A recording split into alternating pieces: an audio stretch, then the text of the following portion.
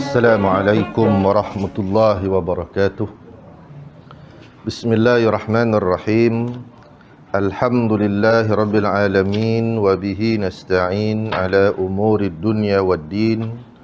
Wassalatu wassalamu ala asyrafil anbiya'i wal mursalin Sayyidina Muhammadin wa ala alihi wa ashabihi wa man tabi'ahum bi ihsanin ila yaumiddin. Rabbi shrah li sadri wa yassir li amri wahlul 'uqdatam min lisani yafqahu qawli. Alhamdulillah. Al-Fadil Tuan Imam, Tuan Bilal pengurusi, ahli-ahli jawatan kuasa, tuan-tuan, puan sidang jamaah yang dirahmati Allah sekalian. Alhamdulillah terdapat bertemu lagi dalam kesempatan ini, menyambung kembali daripada kitab khilaf, yang telah lalu kita dah lihat perkara-perkara khilaf, beberapa perkara yang insya-Allah pada hari ini kita lihat tentang pakaian, pakaian, tuan-tuan, ya, misalannya jubah, ya, misalannya tentang jubah, adakah Rasulullah sallallahu alaihi wasallam memakai? Jadi jawapan, ya, baginda sallallahu alaihi wasallam memakai jubah. Ada yang kata jubah ni nak sunnah ke tak sunnah ke? Baik. Kata Mughirah bin Syu'bah, anna nabiyya labisa jubbatan rumiyatan dayiqatal kumain. Ya, sesungguhnya Nabi sallallahu alaihi wasallam pernah memakai jubah ala Rum, yang mempunyai dua lengan yang sempit. Hadis riwayat Imam Ahmad dan Imam At-Tirmizi. Macam mana bentuknya wallahu a'lam. Tapi jubahlah. Inna Sa'ad bin Mu'az ba'atha ila Nabi jubbatan min dibajin mansujin fiha adh-dhahab falabisaha Rasulullah sallallahu alaihi wasallam. Sesungguhnya Sa'ad bin Mu'az telah memberikan hadiah kepada Nabi beberapa jubah daripada sutera yang disulam dengan benang emas. Lalu baginda memakainya. Nabi, macam mana nak kata tuan-tuan? Hadis ini riwayat Ibnu Hibban dan Ibnu Abi Syaibah. Macam mana kita nak faham hadis ini tuan-tuan? Beberapa jubah daripada sutera yang disulam dengan benang emas. Nabi pakai sutera. Orang lelaki tak boleh pakai sutera barangkali. Ya, ini sebelum daripada diharamkan sutera kepada orang lelaki. Kita kena faham macam tu. Baik, kharaja alaina Rasulullah zata yaumin wa alaihi rumiyatun min saufin dayiqatil kumain. Rasulullah sallallahu alaihi wasallam, kata Ubadah bin Samit, Rasulullah sallallahu alaihi wasallam telah keluar kepada kami pada satu hari dan baginda memakai jubah ala Rum dari kain bulu, daripada jenis kain bulu, dan jubah itu mempunyai dua lengan yang sempit. Jadi apa pun jubah ni tuan-tuan, kita tengok jubah pun macam-macam jenis kan tuan-tuan. Cara pakaian jubah orang Saudi beza dengan orang Oman. Perasan tak tuan-tuan? Jubah orang Oman beza dengan jubah yang dipakai oleh orang-orang Afrika Utara, misalnya Maghribi, Algeria. Tapi jubah lah juga, cuma pattern ni berbeza. Ada yang lengannya luas, lengan ni luas.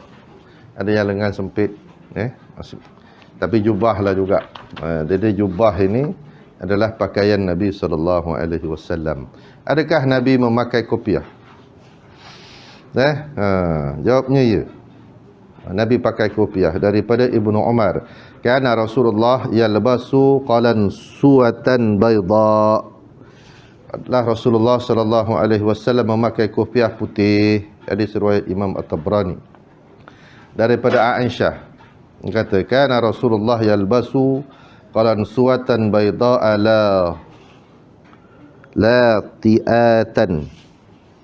Rasulullah sallallahu alaihi wasallam memakai kopiah putih yang tidak pernah ditanggalkan. Maknanya Nabi selalu memakai kopiah putih ini. Baik, kata Ibnu Abbas, adalah Rasulullah itu memakai kopiah di bawah serban dan ketika tidak berserban, dan ada kalanya baginda memakai serban tanpa kopiah. Ya, macam kita pakailah ni. Ini betul letak serban. Ya.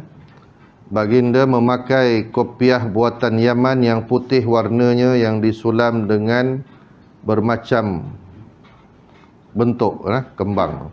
Dan baginda sallallahu alaihi wasallam memakai kopiah yang bertelinga ketika perang. Kopiah yang ada telinga. Ini tutup telinga. Dan tu kalau musim sejuk, topi dia ada tutup telinga sekali, tuan-tuan. Kalau musim sejuk sangat, kena tutup, tuan-tuan. Tak ada nanti telinga kita ni macam keropok, tuan-tuan. Tuan-tuan masukkan tu benda dalam peti sejuk kan, jadi jadi keras. Dan mana? Kadang-kadang baginda melepaskan kopiahnya, tidak berkopiah, dan baginda menggunakan kopiah itu sebagai sutrah dinding di depan baginda ketika baginda mengerjakan solat. Ya, Nabi tak ada benda nak menghalang Nabi waktu solat, jadi Nabi ambil kopiah dia letak kat depan. Sebagai sutrah. Sutrah ni sunat dan sangat diberatkan. Jadi kalau kita nak solat, letaklah sesuatu di depan kita sebagai batas kalau orang nak lalu depan kita. Jadi orang nak lalu tu boleh lalu depan orang sembahyang, tapi bukan tempat dia sujud tu. Lepas tu kita letak ni, misalnya botol air kan, tuan-tuan, kita sujud dekat sini. Orang tu boleh lalu. Kan? Tu adab dia, cara dia nak lalu. Tapi orang kita ni jangan lalu depan orang sembahyang. Tuan-tuan, bila kita maghrib atau subuh, kita dah habis sembahyang, dan macam mana kita duduk tahiyat akhir tu, duduklah macam itu, jangan ubah-ubah sampai habis Allahumma antas salam wa minkas salam, ataupun sampai situ. Jadi walaupun belakang kita ada orang sembahyang, kita duduk diam, jangan bergerak. Kita tu jadi sutrah dia. Kita tu jadi sutrah. Maghrib dan subuh, walaupun ada orang sembahyang belakang kita, biarkan. Kita duduk, tetap duduk, jangan gerak-gerak sampai habis zikir kita tadi, daripada astaghfirullah terus, dan duduk diam. Ini kita bila ada orang, kita tak menghalang orang tu sembahyang, orang tu sujud sampai tempat dia, dan kita ni sebagai sutrah dia. Tuan-tuan, kalau ada orang nak lalu dia pun kita, ada orang sembahyang belakang. Kan tuan-tuan, duduk maghrib dan subuh itu macam mana kita habis tahiyat akhir macam tu, duduk tetap sampai habis wirid kita tu Allahumma antas salam wa minkas salam. Okey, tuan-tuan, itu Nabi pakai kopiah, menggunakan tasbih. Boleh tak gunakan tasbih? Pakai tasbih, tuan, boleh. Boleh atau tidak menggunakan tasbih? Ya, ada yang kata tak boleh. Dululah ada sebahagian orang kata tak boleh. Wallahu a'lam. Bolehkah menggunakan tasbih ketika berzikir? Tidak pernah ada dalil yang melarang. Tidak pernah ada dalil yang melarang menggunakan tasbih atau alat hitung. Alat hitung ketika kita berzikir. Tujuan tasbih atau penghitung itu untuk mengingat dan mengira bilangan zikir. Nah, penggunaannya bukanlah bid'ah dalalah. Alat teknologi. Kalau kita kata tasbih tak boleh, ni lampu elektrik kipas ni buang, tak boleh. Kan? Tuan-tuan dan bukan bid'ah, itu alat, macam alat kita, macam alat kenderaan kita, bergerak, ada motor, ada kereta. Kata Syekh Ali Ghummah dalam kitabnya Al-Bayan lima yushghal al-azhan, menyatakan boleh boleh menggunakan tasbih dan ia adalah lebih baik aula daripada tangan jika apa? Terlupa dan tersilap. Betul, tuan-tuan. Kalau kita kira 33 boleh pakai jari. Kalau kita nak zikir sampai 1000, dah berapa kali dah 33 tadi? Kita pun tak ingat. Kan? Confirm tak ingat, tuan-tuan. Jadi alat ini untuk membantu. Ya, mengingat berapa banyak dah kita nak bertasbih, nak berzikir. Harus. Ya, hukumnya harus. Ya, walaupun tak ada pada zaman Nabi, tapi dia membantu. Ya, baik. Dan tasbih dalam bahasa Arab disebut dengan as-subhah atau al-misbahah, merujuk kepada untaian buah atau manik-manik yang dihubungkan dengan benang yang biasa digunakan untuk menghitung jumlah tasbih, bacaan subhanallah, selawat dan sebagainya. Kita panggil dia tasbih. Dan sedangkan tasbih itu subhanallah. Hentam je lah, tuan-tuan. Sebenarnya apa dia? Misbahah atau subhah. Okey, tuan-tuan, biasalah orang Melayu ni kan, dia hentam aja, tuan-tuan. Kok suka hati dia, walaupun orang Arab fikir orang Arab cakap lain, kita cakap lain kan. Kita ambil banyak bahasa, kita ambil daripada bahasa Arab, tapi kadang-kadang kita dah sesuaikan ikut cara kita lah. Ya, ikut cara kita. Baik. Penggunaan tasbih ini sudah dilaksanakan pada zaman Nabi lagi. Dalam satu hadis, ya, diriwayatkan daripada Sa'ad bin Abi Waqqas bahawa dia bersama dengan Nabi SAW pernah masuk ke rumah seorang perempuan. Perempuan itu memegang di tangannya biji-biji kurma atau batu kerikil yang digunakan untuk menghitung bacaan tasbih. Lalu baginda bersabda, uhbiruka bima huwa aisara min hadha aw afdalu, faqal quli subhanallah adada ma khalaqa fis sama', subhanallah adada ma khalaqa fil ard, subhanallah adada ma baina dhalik, subhanallah adada ma huwa khaliq, wallahu akbar mithlu dhalik, walhamdulillah mithlu dhalik, wala ilaha illallah mithlu dhalik, wala hawla wala quwwata illa billahil aliyyil azim mithlu dhalik. Aku telah beritahu kepada kamu hal-hal yang lebih mudah kamu kerjakan atau lebih utama untuk menggunakan batu-batu ini.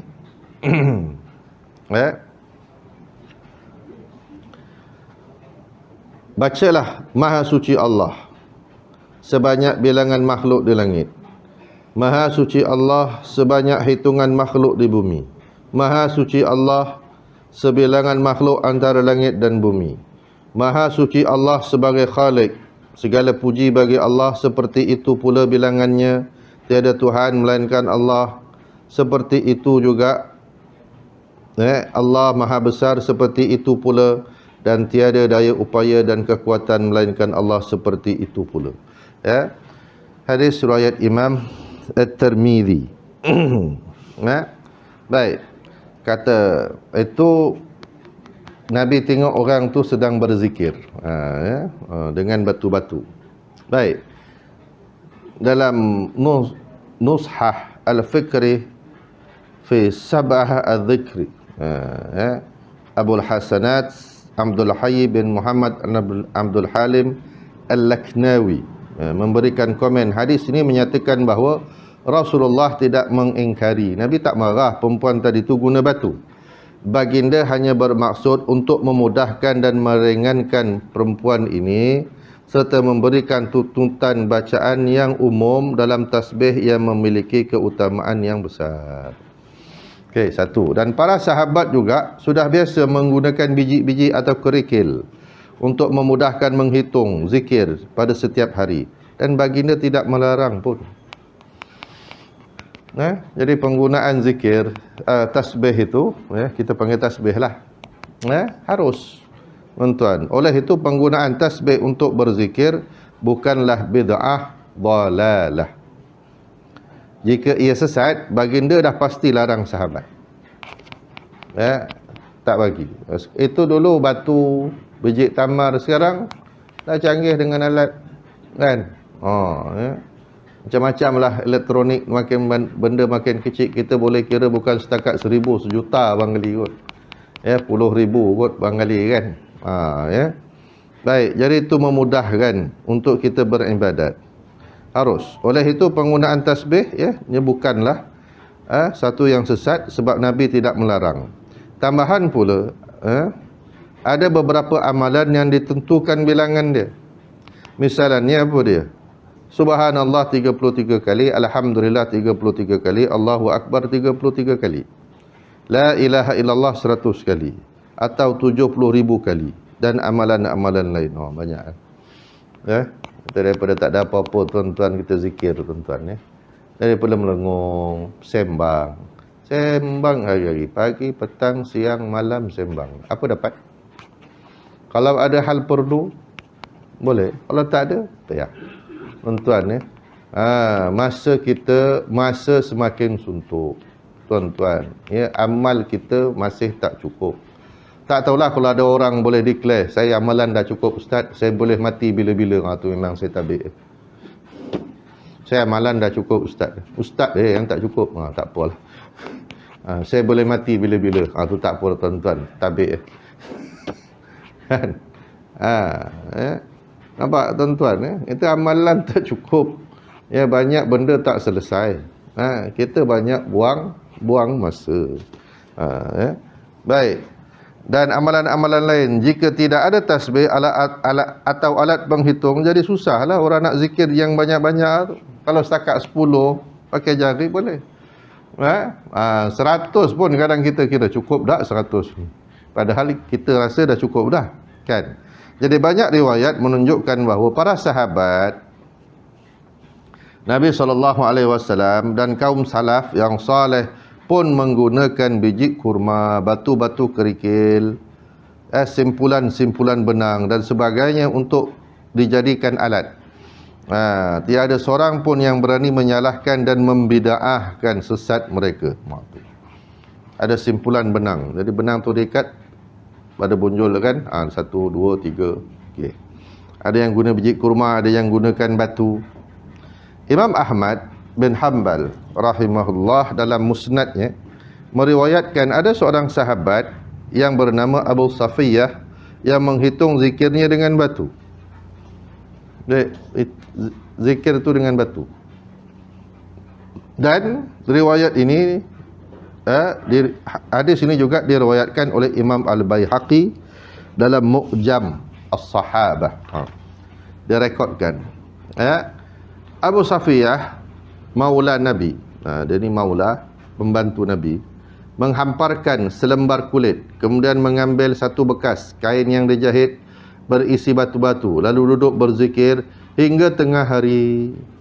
Setelah itu dia menyingkirkannya letak. Selepas salat zuhur, dia mengambil lagi, berzikir lagi sampai petang. Ya Allah.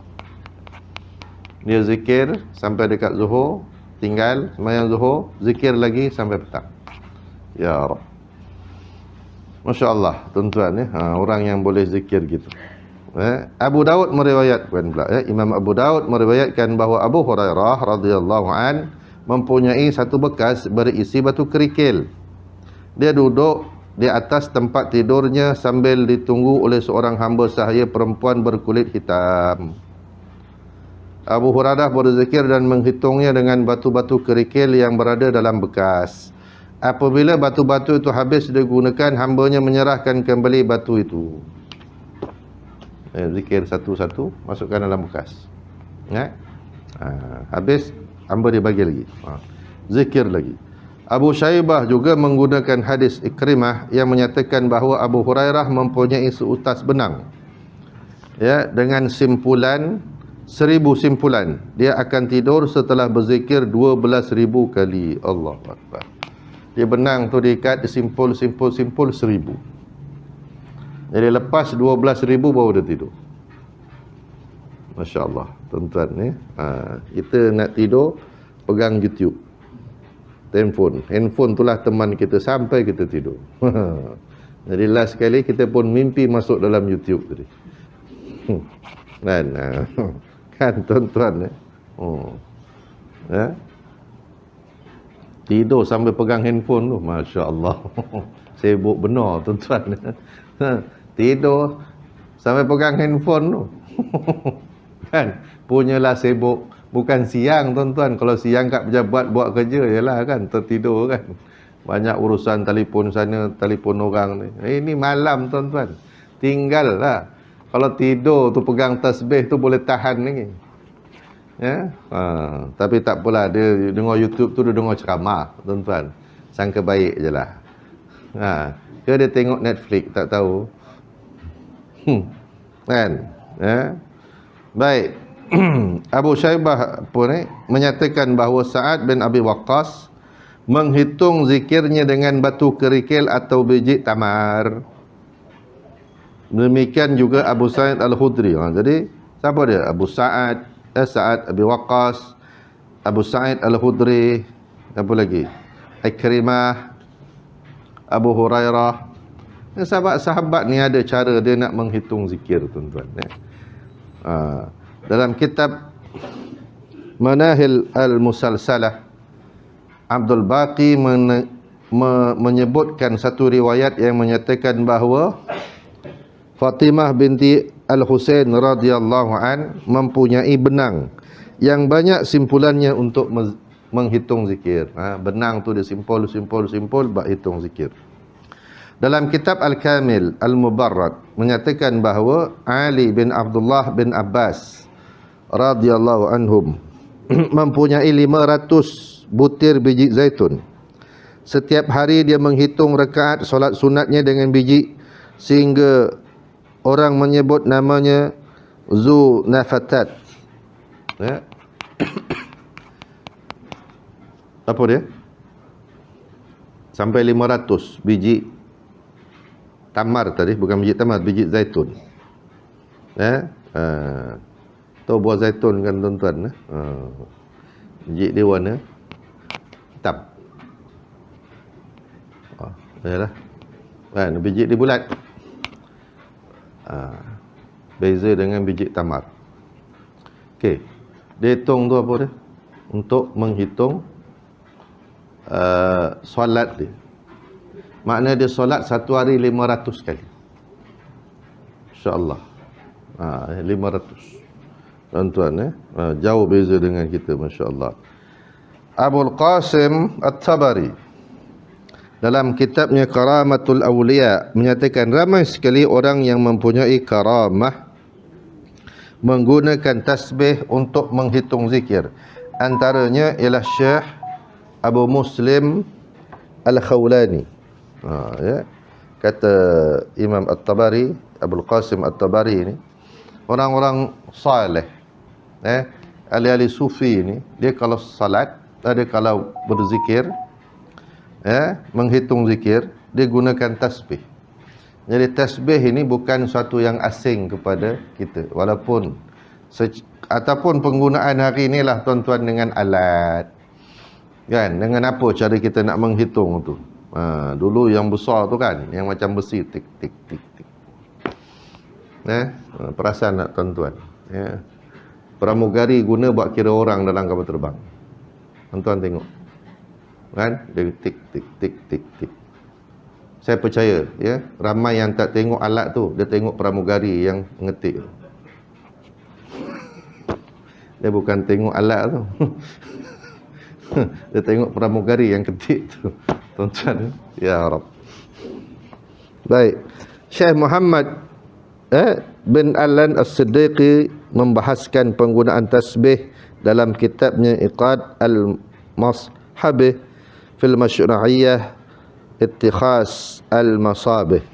Ada orang menulis kitab khusus tentang penggunaan tasbih. Baik. Ya.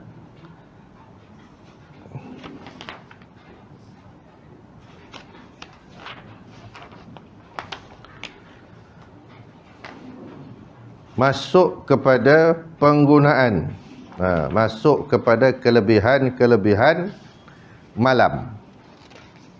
Bukan kelebihan malam, kelebihan-kelebihan waktu. Silap tuan-tuan ya. Masuk kepada bab kelebihan-kelebihan waktu. Ya, ada waktu-waktu yang tertentu dalam Islam. Hari-hari yang tertentu. Tapi kadang-kadang kita persoalkan. Kan?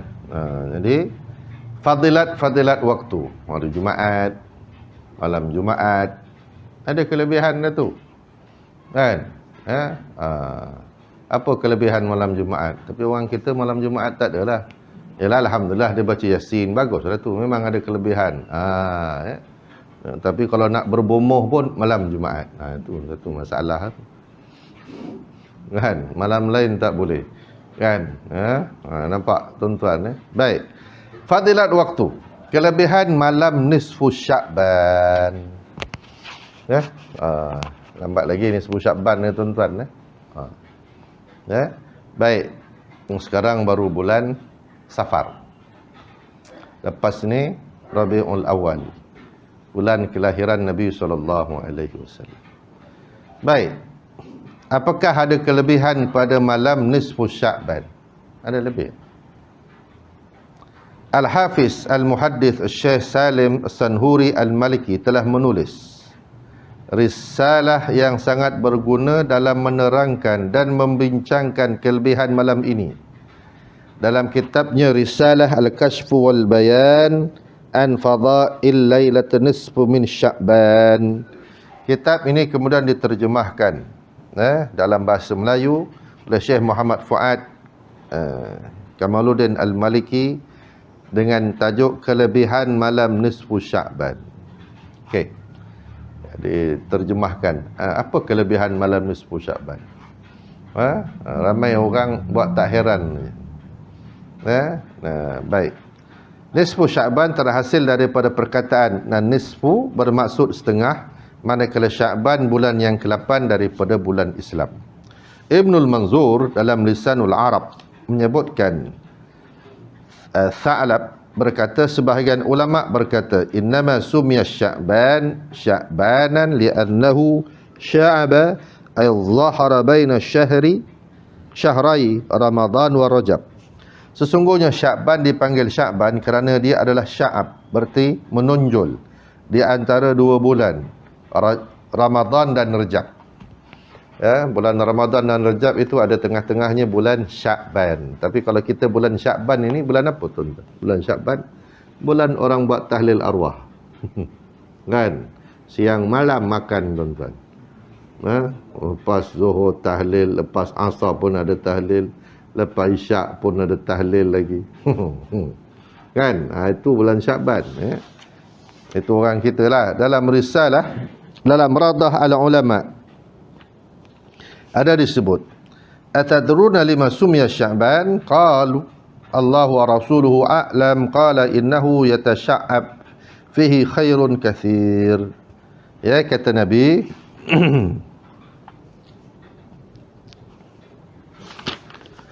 adakah kamu tahu kenapa dinamakan Sya'ban? Jadi para sahabat menjawab, Allah dan Rasulnya saja yang mengetahui.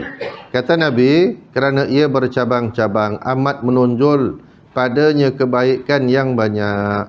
Oleh kerana malam nisfu Sya'ban mempunyai kelebihan yang banyak dan dia mulia, dan ia mempunyai beberapa nama. Bukan, orang selalu panggil malam nisfu Sya'ban. Ada juga disebut sebagai Lailah Al-Mubarakah, malam yang barakah. Lailah Al-Qasamah wa Taqdir, malam pembahagian qada dan qadar. Lailah at-takfir, malam penghapus dosa.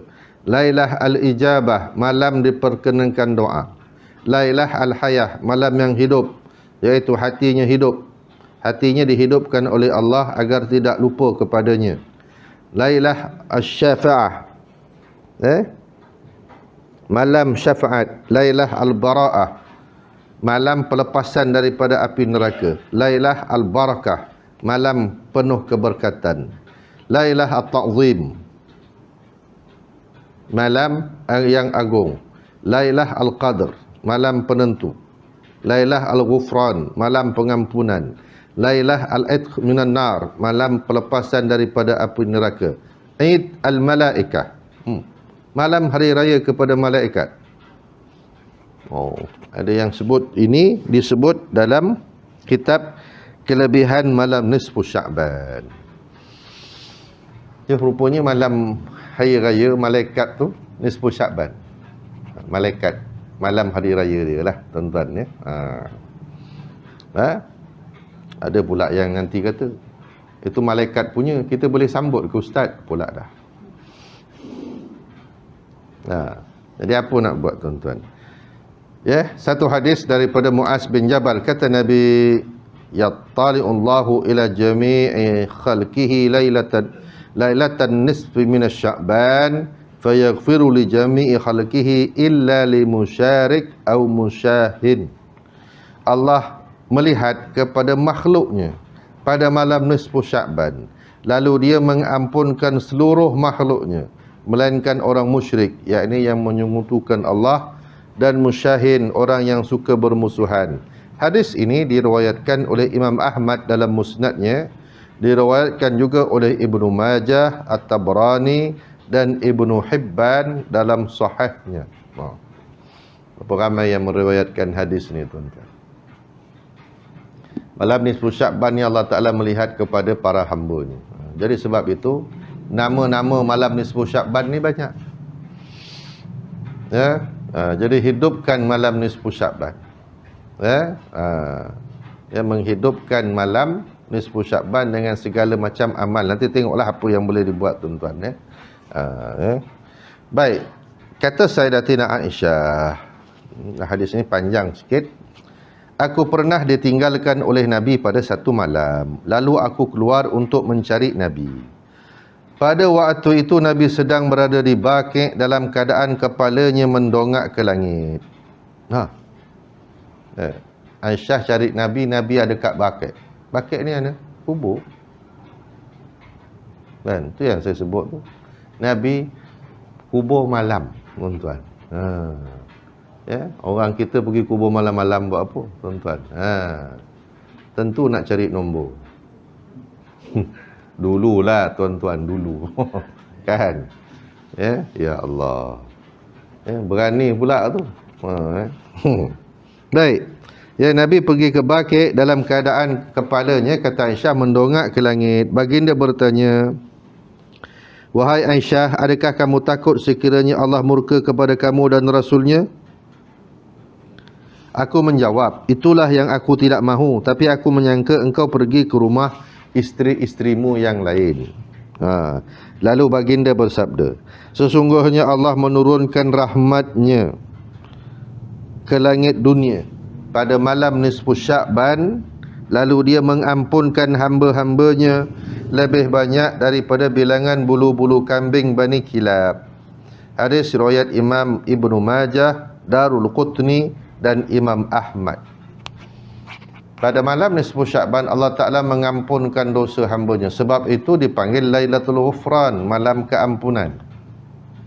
Jadi malam itu mintalah ampun. Kalau malam itu malam keampunan, sebab Allah Ta'ala nak mengampunkan dosa. Tuan-tuan bagus, cantik itu, tuan-tuan. Sebab Sya'ban ni sebelum Ramadan. Jadi kita masuk Ramadan tu penuh dengan keampunan Allah. Sampai Ramadan kita minta ampun lagi. Berapa kali tapis tu. Masya Allah. Jadi mudah-mudahan habis Ramadan bersih kita, jadi orang baik. Kan? Lepas tu masuk Ramadan kita puasa. Kan? Mudah-mudahan Allah Ta'ala ampunkan dosa kita. Lalulah jadi kita orang-orang yang bertakwa, muttaqin. Kan? Yang tu. Jadi apa dia tuan-tuan? Sebab apa ni? Nisfu Sya'ban ni sebelum Ramadan. Jadi kita dah bersiap membersihkan diri kita. Ya? Dengan amalan-amalan, apa lagi malam itu diberikan pahala, diberikan keampunan oleh Allah. Kan? Ya? Baik. Kata Imam Al-Asbahani dalam kitabnya Targhib daripada Sayyidina Mu'az bin Jabal, katanya sabda Nabi, man ahya'u layali khams wajabat lahul jannah lailatat tarwiyah wa lailatat nisfi minas Sya'ban. Baik, siapa yang menghidupkan malam-malam yang 5, ada 5 malam, wajib ke atasnya syurga. Siapa yang menghidupkan 5 malam ni, kata Nabi, dia dapat syurga. Pertama, Lailatul Tarwiyah, malam yang ke-8.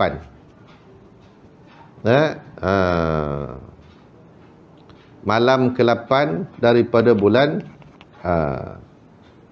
Zulhijjah. Ya. Baik. Riwayat lain, malam Arafah. Ya, malam yang ke-9, malam hari raya haji, malam hari raya puasa, dan malam nisfu Sya'ban. Ada beberapa malam yang kalau orang itu menghidupkan malam itu, dapatlah dia syurga. Yang 5 malam ni, tuan-tuan, malam yang ke-8 Tarwiyah, malam Arafah, malam yang ke-9, malam raya haji, tu 3 tu, malam yang ke-10. Lepas tu malam hari raya puasa, Idul Fitri, dan malam nisfu Sya'ban. 5 malam. 5 malam ni kita hidupkan malam-malam itu dengan amal ibadat. Kalau malam cuma tak ada ibadat khusus lah malam tu, tuan-tuan. Dia tidak ada ibadah khusus. Apa nak buat? Apa yang boleh kita buat? Solat, baca Al-Quran, zikir, doa, bersedekah. Baik. Jadi malam nisfu Sya'ban ini antara malam-malam yang dikabulkan doa. Kata Imam Asy-Syafi'i dalam kitabnya Al-Um, balaghana anna ad-du'a'u yustajab fi 5 layalin, lailatul jum'ah wa lailatul adha wa lailatul fitri wa awwalu lailatin minar rajab wa lailatul nisfi minas Sya'ban. Kata Imam Syafi'i dalam kitabnya Al-Um. Al-Um ni kitab induk, kitab besar dalam penulisan Imam Syafi'i lah. Kitab induk, kitab yang paling utama lah.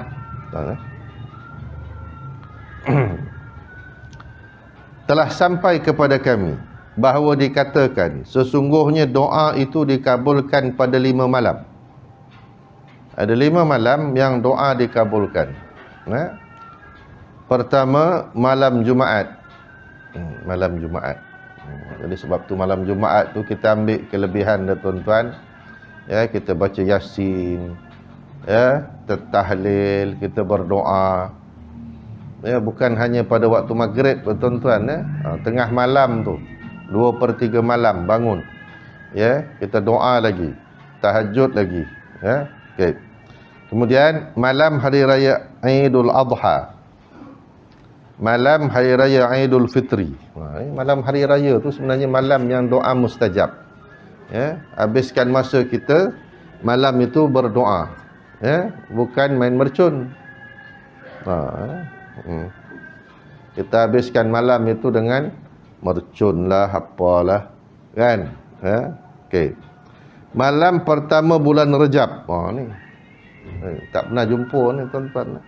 Malam pertama bulan Rejab. Jadi nanti bila sampai Rejab, insya-Allah, kalau kita sampai malam pertama bulan Rejab itu, Malam, kata Imam Syafi'i, ini malam dikabulkannya doa. Dan malam nisfu Sya'ban. Dan malam nisfu Sya'ban.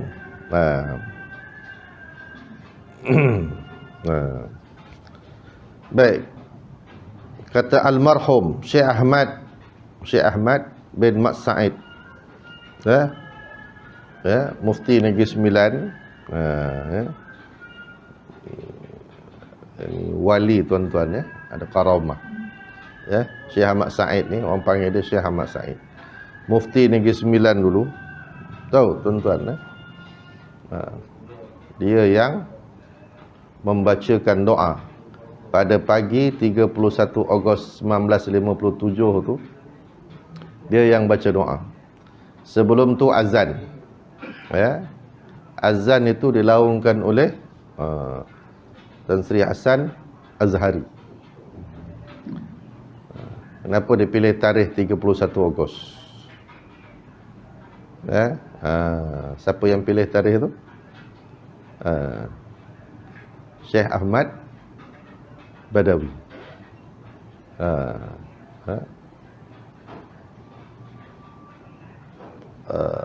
Datuk kepada Pak Lah. Datuk dia. Syekh Abdullah Fahim. Syekh Abdullah Fahim Al-Badawi. Abdullah bin Ahmad bin Abdullah Fahim. Ialah datuk. Dia yang menentukan tarikh. Tunku, almarhum Tunku Rahman tanya nak tarikh yang paling cantik sekali. Semua cantik tuan-tuan, tapi dia ada hujah dia dalam ilmu falak.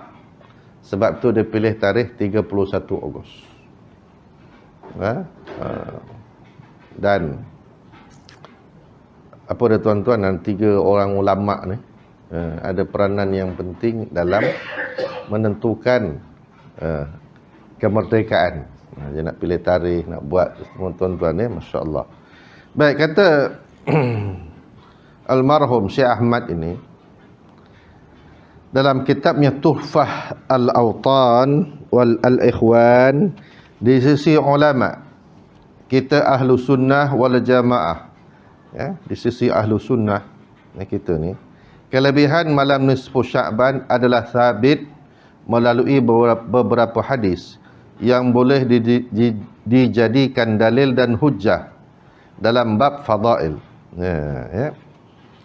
Kata Syekh Muhammad bin Abdul Rahman Al-Mubarakfuri, dalam kitabnya Tuhfatul Ahwas, juzuk yang ketiga, muka surat 442, disebutkan hadis-hadis tentang fadilat nisfu Sya'ban seluruhnya, secara keseluruhannya adalah hujjah untuk mematahkan pendapat yang menyatakan bahawa tidak ada dalil tentang fadilat malam nisfu Sya'ban. Jadi kita dah tengok tadi hadis-hadis yang banyak tadi tuan-tuan, kan, tentang malam nisfu Sya'ban. Jadi rugilah tuan-tuan kalau kita tahu malam tu malam nisfu Sya'ban, kita tak buat apa-apa.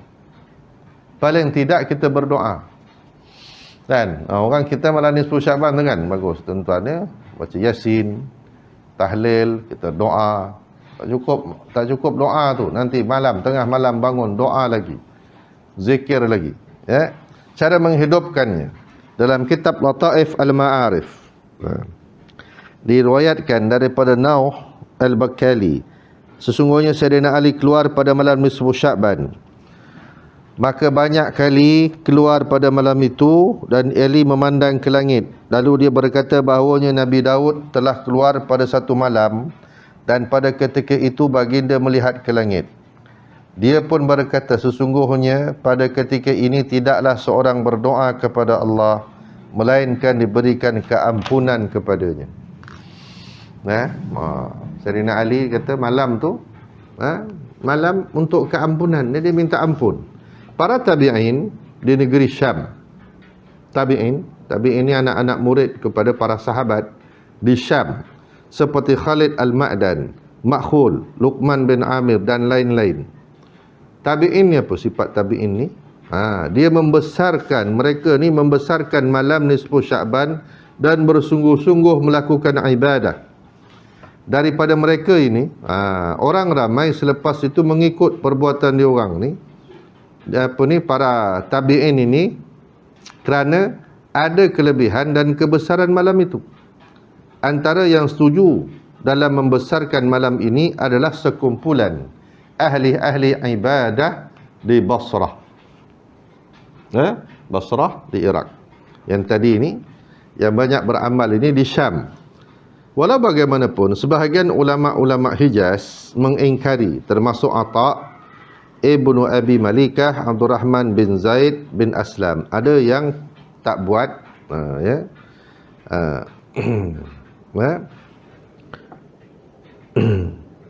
baik. Ulama-ulama di Syam khilaf cara menghidupkan. Ada dua cara. Pertama, sunat menghidupkannya secara berjamaah di masjid. Ada yang menghidupkan ramai-ramai di masjid adalah Khalid bin Ma'dan, Luqman bin Amir, dan selain daripada keduanya memakai pakaian yang cantik pada malam itu, berwangi-wangian, bercelak mata, dan membesarkan malam itu di masjid. Ishaq bin Rahuyah, Ishaq bin Rahuyah,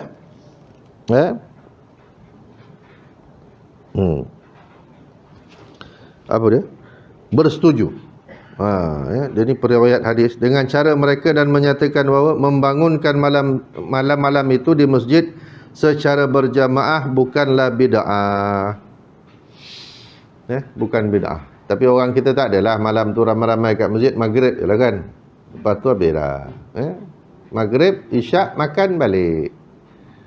Kan? Patutnya boleh disambung lagi ibadat tu kat rumah. Boleh sambung lagi. Baik, itu yang pertama. Yang pertama kata buatlah amal ibadat apa. Dan para ulama ni, tabi'in ni apa dia? Pakai cantik-cantik. Mereka memakai pakai cantik-cantik, berwangi-wangian, pergi ke masjid, beramal ramai-ramai. Dan ada pula yang mengatakan makruh. Ada yang kata makruh pula. Tapi kalau amal tu buat sendiri-sendiri tak apa. Dan tidaklah makruh jika seorang itu solat untuk dirinya. Dia sembahyang sunat sendiri, bukannya macam sembahyang tarawih tu kan. Inilah pendapat Imam Al-Auza'i. Pendapat Imam Al-Auza'i.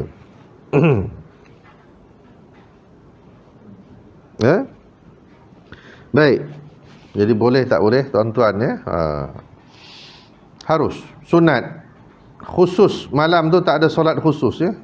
Tak ada solat khusus. Sembahyang, buatlah apa juga amalan ya. Orang kita baca Yasin, tahlil, ya, berdoa, macam-macam. Tapi malam tu, kalau kita tengok dalil-dalil tadi, adalah malam Allah Ta'ala nak bagi ampun. Malam Allah Ta'ala kabulkan doa. Jadi kalau dah di malam tu bagi doa, malam mustajab, banyakkan doa. Malam tu banyakkan solat, apa lagi, istighfar, nak minta ampun. Jadi kita tahu tuan-tuan daripada dalil-dalil tadi akan besarnya malam nisfu Sya'ban. Yang mungkin saya tengok malam nisfu Sya'ban ni orang tak ambil sangat, tak ambil tahu. Ya pun tuan-tuan, kadang-kadang ada juga surah masjid yang tak buat apa-apa malam tu.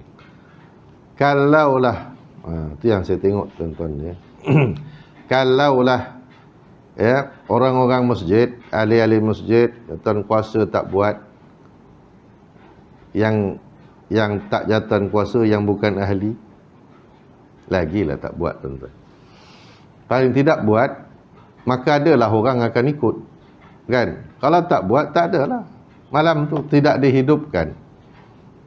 Paling tidak orang kita tahlil, baca Yasin, berdoa, tak apalah. Dapat juga, ada juga faedahnya, kan? Ada juga faedahnya.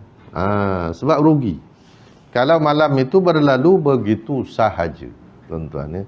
Wallahu a'lam. Cukup sekadar itu tuan-tuan untuk kesempatan ini. Nanti kita sambung di kesempatan yang lain pula, insya-Allah.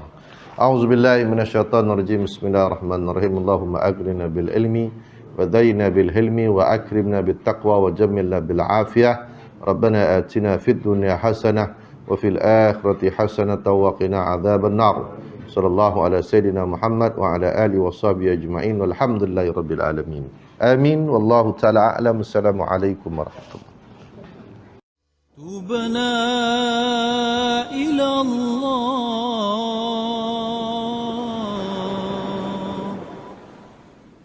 ورجعنا إلى الله